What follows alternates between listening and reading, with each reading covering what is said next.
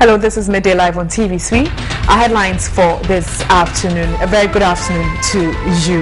Vetting of President Mohammed's ministerial nominees enters day 2. And on the international front, the Malian army says it is investigating allegations that soldiers have carried out summary executions in the Islamist-controlled north. I am Wendy Lai. Do stay with me for the details of these stories and many others on the lineup on Midday Live.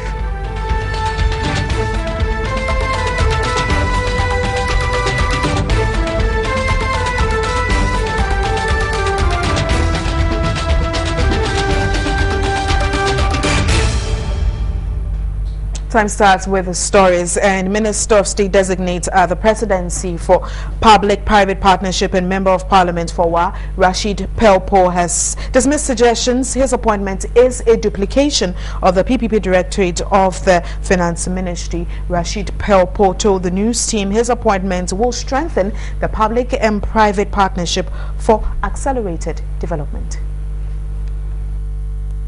What specific role would you be playing at the presidency? Well, I will work to ensure that the private-public partnership program is in shape and operative, and that Ghana is the best beneficiary in that relations. And you know, as we know, it will be important to proper business in the country to ensure that the state policy towards the private sector is in proper shape, and we create the necessary environment for growth and development. And so we can't be getting involved in private ventures and just stay aloof as if it doesn't matter. Ministry of Finance has a role to play, very important role to play. If you look at the job allocated to them by the Constitution or by the regulations, it is far different from focusing on this partnership we are talking about. So you think that your critics are not being fair to the president and your government? No, they are not fair to the president at all. The president can take a decision as and when he likes, and he's so gracious to consult me. He called me, he consulted me, we talked, and I agreed that I was going to go there because it's a challenging opportunity for me, and I want to take on that opportunity and make create a situation where I can have an impact in how we run our government and how we try to support our partnership with the private sector to grow, and how in that overall influence we can have a direct impact on how the benefits to the nations. In Parliament's Appointments Committee has started vetting President Mohammed's ministerial nominees, and Dr. Roger Opong, granting an advisor on governance at the Commonwealth Secretariat, says nominees must be made to explain their visions for the ministry they have been appointed to head. He spoke on News at 10, and we bring you excerpts. You may want to look at specific skills of those individuals, whether they have negotiation skills, whether they can take on our international partners and negotiate and get the best deal for our country. Another issue for a minister to be asked is, what is your vision for the ministry?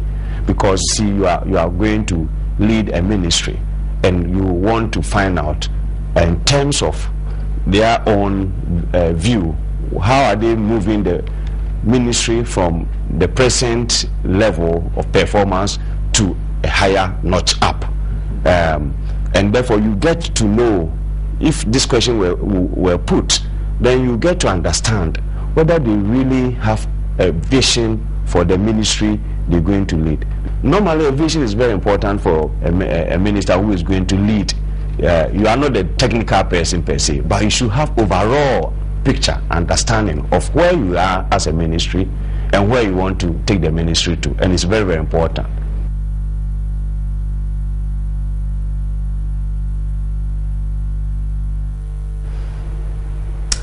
Still watching Midday Live, and 4 minister designates nominated by President Mahama are appearing before the Appointments Committee of Parliament for vetting. 3 were vetted yesterday, which was Thursday, and my colleague Edward Kwabi has been covering proceedings for TV3, and he joins me via phone. Good afternoon, Edward. Good afternoon, Wendy. Thanks for your time. Yesterday, you did say that 3 persons were being vetted, and then 1 person was going to be added to days. Is that still the case? Yes. Today we were able to have 3 people, but 1 more person has been added in the person of Mama Yariga, who is heading to the Information Ministry. The 3 persons are Amidu Suleimani. He is heading to the Ministry of Roads and Highways, Inusa Husseini, Lands and Natural Resources, and Kofi Clement Mado for the Agri Ministry. Eddie, before I let you go, any news with the minority participating in the proceedings in Parliament?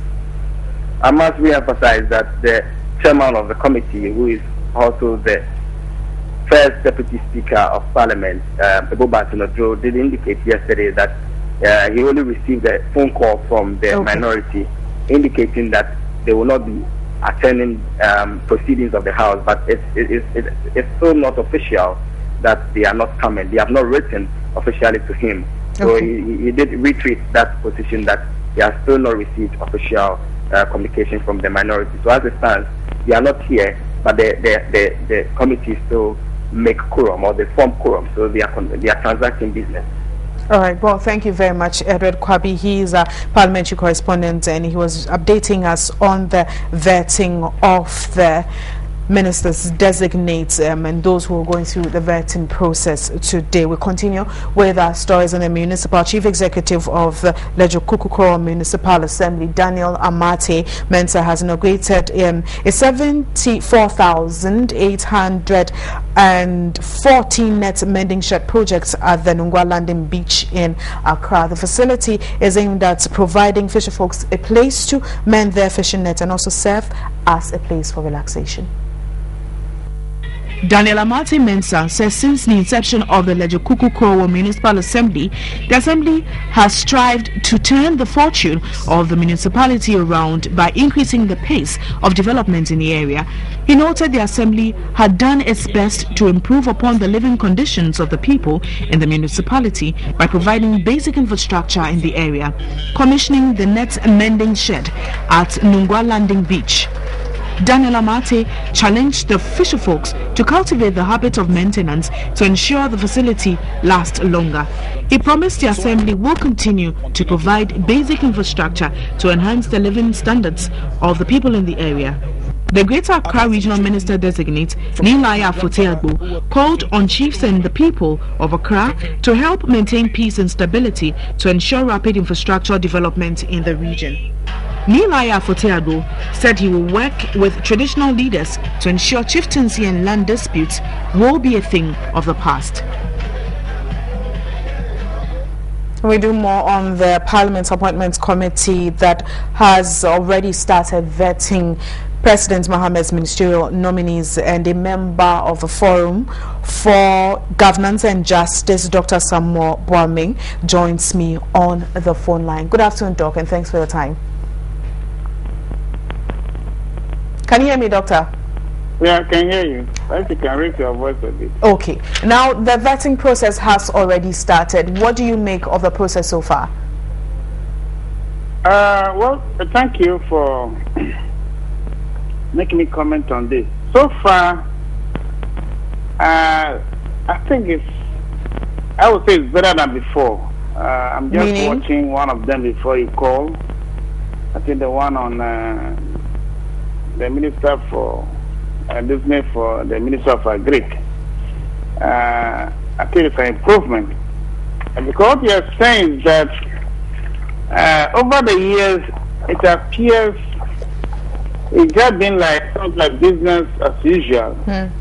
So our petition is actually in response to what others have been making of this vetting process. Yeah, if it's just a mere rubber stamping, and that once nominated by the president, it becomes a foregone conclusion.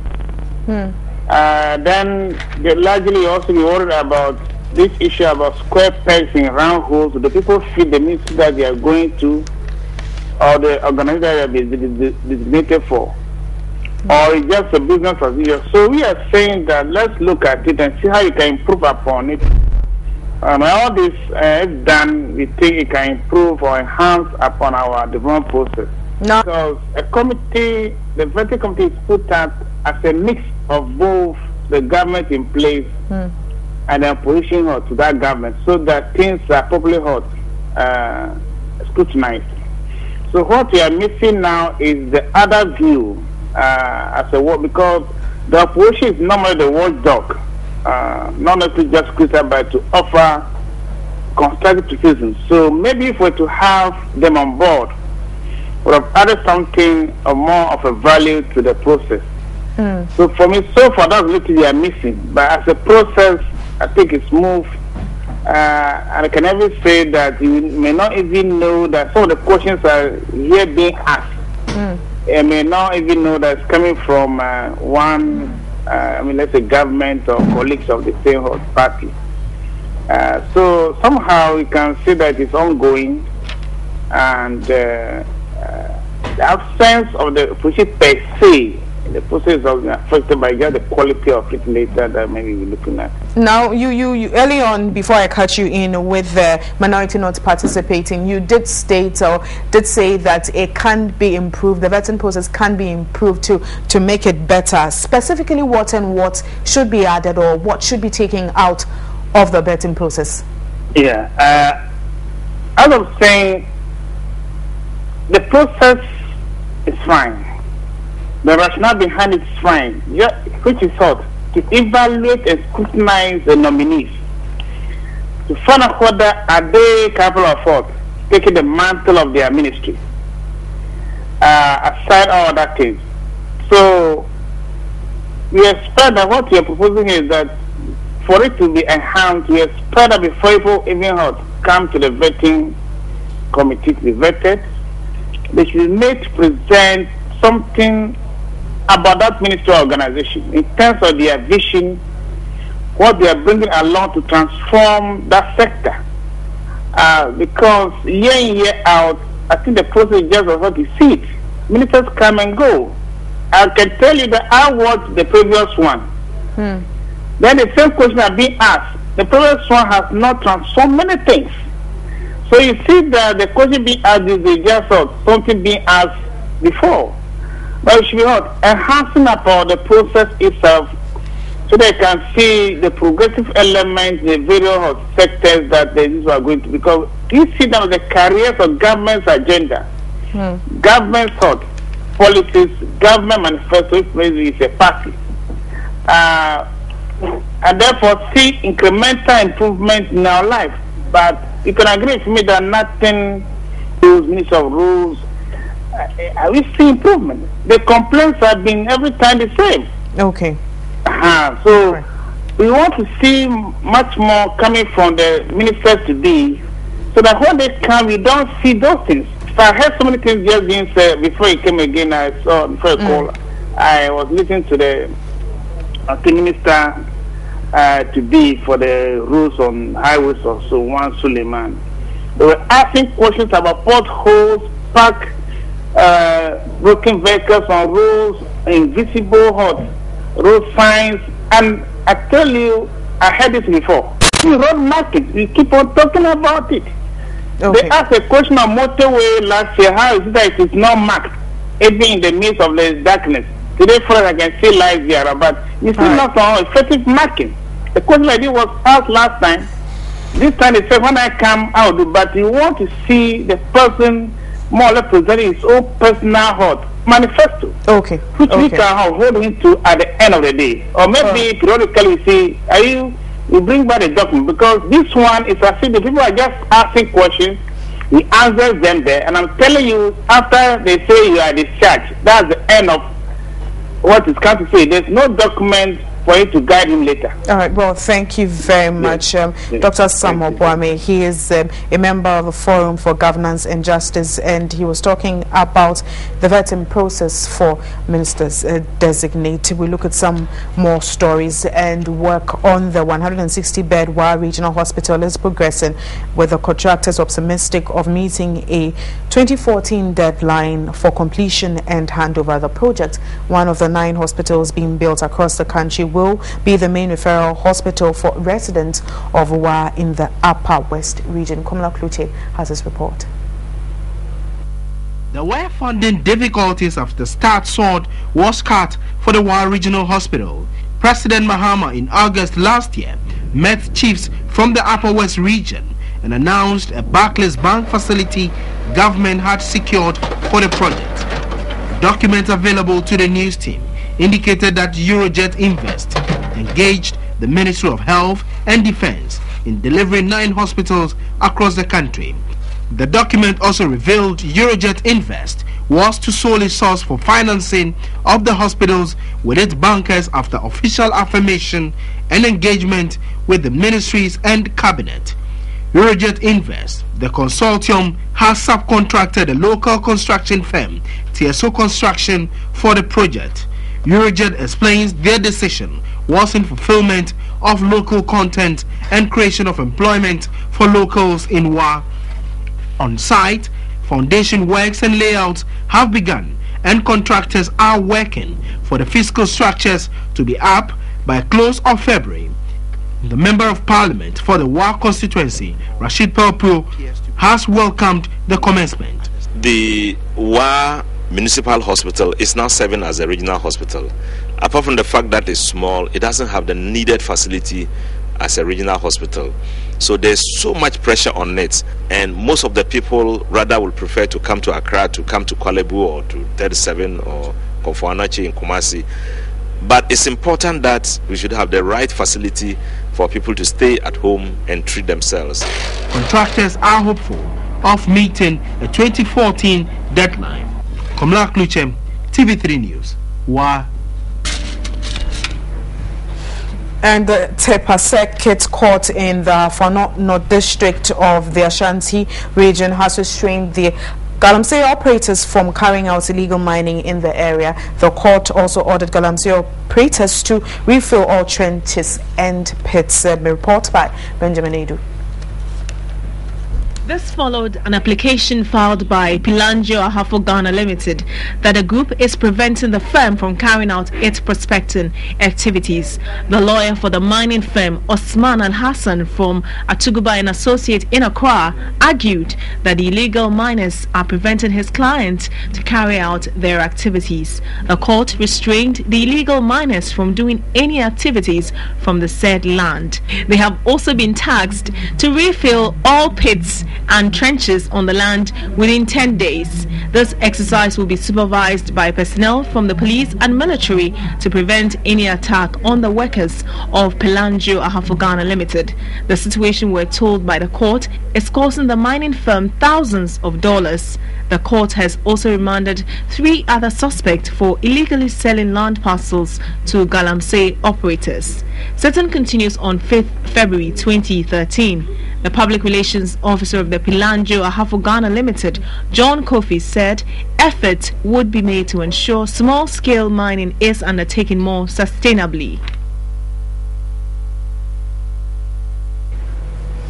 Back in Accra, could it be indiscipline or poor attitudinal habits? Daniel Latte plied the N1 highway and reports some pedestrians have defied road safety regulations and are even crossing the road under footbridges.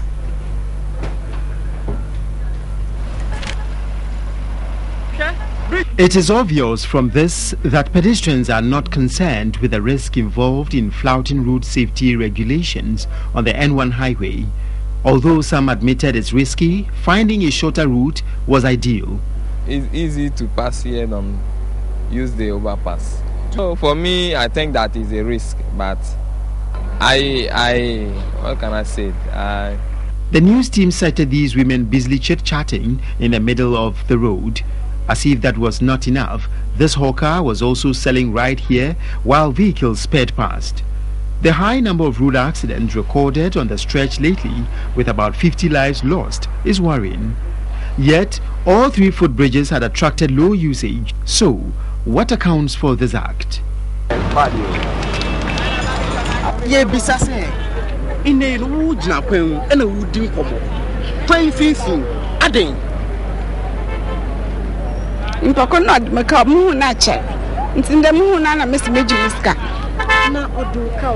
And to me, say better plan and sign up for this kind of planning TV. And who know there our life and ready to danger more.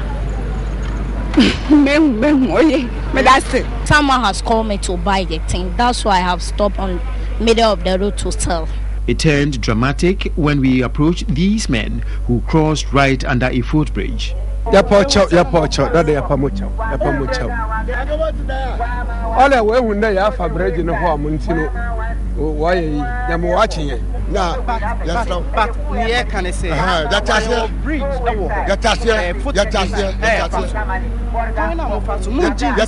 More life and Papa, Pocho.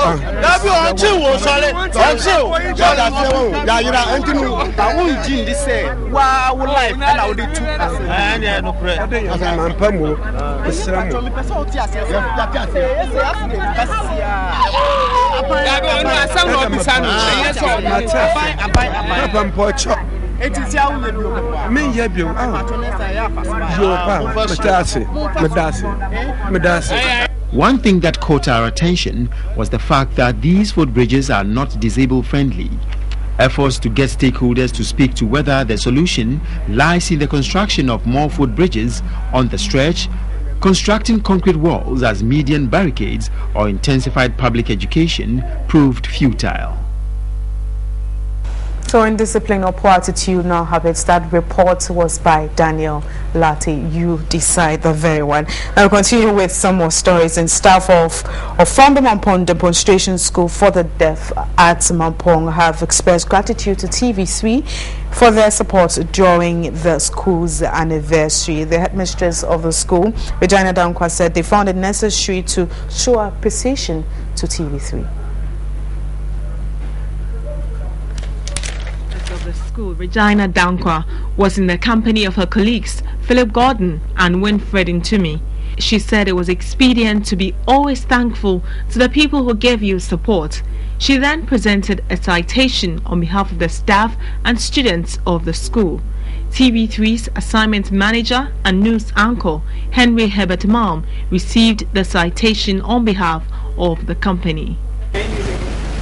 Next time we will use the sign language. Thank you.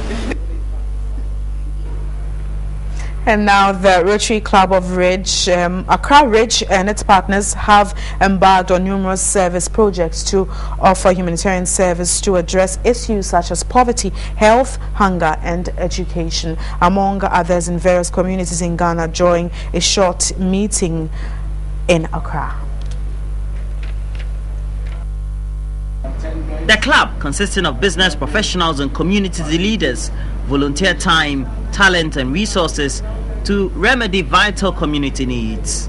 Since its charter in 2008, the Rotary Club of Accra Ridge has undertaken projects like construction of toilet facilities and boreholes, health screening at the Kwewu in Praso area, and blood donation yearly to support the Kolebu Blood Bank, among others. They volunteered support for education and job training, and also assisted in providing clean water, combat hunger, improve health and sanitation in communities. Assistant Governor of the club, Jeffrey Affold, said its main objective is to encourage and foster an ideal of service to people of circles. We exist to do good in the world. Some of us feel we are fortunate, and we look at the situation of that persists in our communities and realize that together, businessmen with vocations and professions can come together and undertake relevant projects that address the need of the society. So basically, Rotary is about service to humanity. Morning humanitarian clubs, Lion Clubs has launched its 25th anniversary celebration.